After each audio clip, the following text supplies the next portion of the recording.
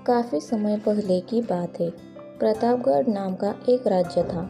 वहाँ का राजा बहुत अच्छा था, मगर राजा को एक सुख नहीं था। वह यह कि उसको कोई भी संतान नहीं थी और वह चाहता था कि अब वह राज्य के अंदर किसी योग्य बच्चे को गोद ले, ताकि वह उसका उत्तराधिकारी बन सके और उसके आगे की बागडोर को सुचारू रूप से चला सके।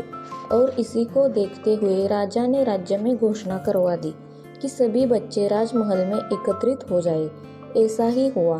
राजा ने सभी बच्चों को पौधे लगाने के लिए भिन्न भिन्न प्रकार के बीज दिए और कहा कि अब हम 6 महीने बाद मिलेंगे और देखेंगे कि किसका पौधा सबसे अच्छा होगा। महीना बीत जाने के बाद भी एक बच्चा ऐसा था जिसके गमले में वह बीज अभी तक नहीं फूटा था, लेकिन वह रोज उसकी देखभाल करता था और रोज पौधों को पानी देता था। देखते ही देखते 3 महीने बीत गए। बच्चा परेशान हो गया। तभी उसकी माँ ने कहा कि बेटा धैर्य रखो, कुछ बीजों को फलने में ज़्यादा वक्त लगता है। और वो पौधे को सींचता रहा। 6 महीने हो गए। राजा के पास जाने का समय आ चुका था, लेकिन वह डर हुआ था कि सभी बच्चों के गमलों में तो पौधे होंगे और उसका गमला खाली होगा। लेकिन वह बच्चा ईमानदार था और सारे बच्चे राजमहल में आ चुके थे।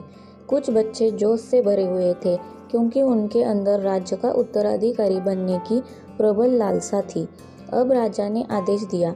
सभी बच्चे अपने अपने गमले दिखाने लगे, मगर एक बच्चा सहमा हुआ था, क्योंकि उसका गमला खाली था।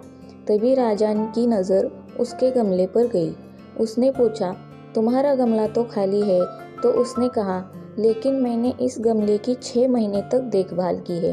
राजा उसकी ईमानदारी से खुश था कि उसका गमला खाली है, फिर भी वह हिम्मत करके यहाँ आ तो गया।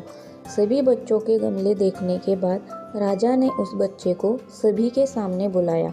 बच्चा सहम गया और राजा ने वह गमला सभी को दिखाया। सभी बच्चे जोर से हंसने लगे।